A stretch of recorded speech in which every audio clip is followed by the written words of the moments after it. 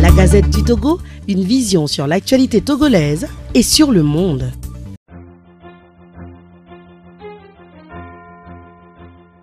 Mesdames et messieurs, bonjour. Par un communiqué de la présidente de la République en date du 1er août dernier, on apprend que le chef de l'État togolais a reconduit, ou disons tout simplement a maintenu au poste du Premier ministre, Mme Victoire Dogbe, qui avait déjà présenté à la fin du mois de mai sa démission ainsi que celle de son gouvernement au lendemain des élections législatives et régionales. Voilà qui met fin à toutes les rumeurs en l'absence de toute information officielle sur la situation politique de notre pays par rapport à la gestion des affaires de l'État. Mais cela ne coupe pas pour autant les rumeurs, des plus exagérées aux plus alarmantes, ainsi que les inquiétudes et les questions des uns et des autres. Pourquoi avoir attendu plusieurs semaines pour le faire? Qu'est-ce qui explique cette période de latence plus ou moins longue où les membres du gouvernement sont réduits à gérer les affaires courantes et avec cette note de rappel au ministre de s'en tenir strictement à ne faire que cela, c'est-à-dire à ne rien entreprendre d'envergure au nom de l'État. Et on sait qu'en de telles situations, le pays vit au ralenti. Et ce n'est pas encore la fin des fins. L'attente angoissante se prolonge toujours aussi bien pour les ministres que pour ceux qui nourrissent le rêve de le devenir, puisque le communiqué précise qu'il faut encore attendre la formation de nouvelles équipes gouvernementales.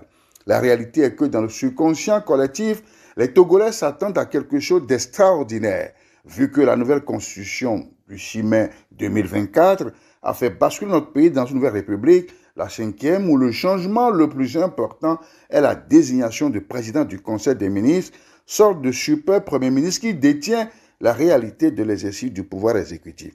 Et alors, à quand cette désignation? Qui va incarner ces hautes sphères de l'État? Dans quelle république sommes-nous finalement? C'est là qu'on apprend que le pays est en transition. Et c'est en application des dispositions transitoires de la nouvelle Constitution, notamment ses articles 95 et suivants, que le chef de l'État a procédé à la nomination, terme employé dans le communiqué bien sûr, d'un nouveau Premier ministre qui n'est autre que celle qui était déjà aux commandes. Il faut suffisamment être intelligent pour comprendre tout cela et savoir lire entre les lignes et les faits. Les arcanes de la politique et du pouvoir sur la tête de nos aïeux ne sont pas une mince affaire. Et ils sont difficilement explicables et compréhensibles pour le commun des Togolais.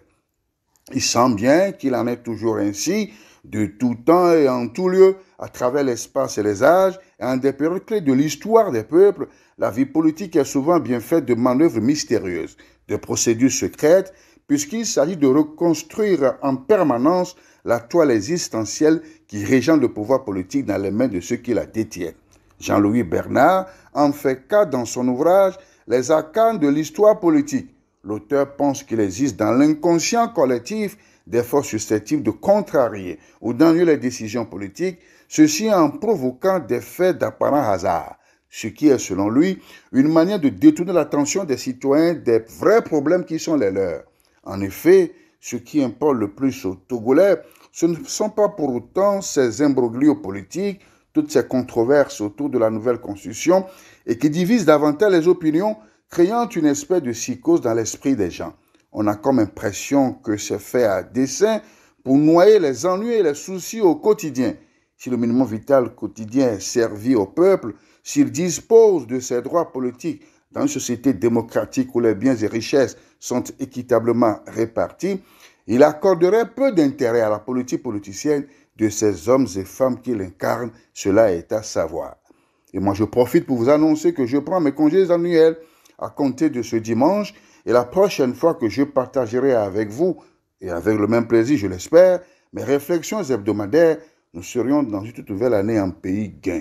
Ce sera le 1er septembre 2024, premier jour de la nouvelle année lunaire dans les territoires fluvio-lagunaires sur mer. Bon dimanche.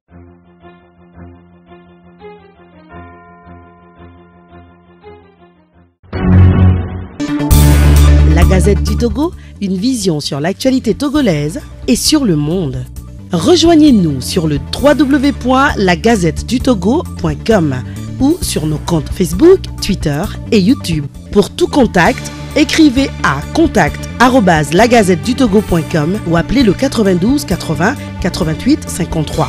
La Gazette du Togo, c'est l'information en continu.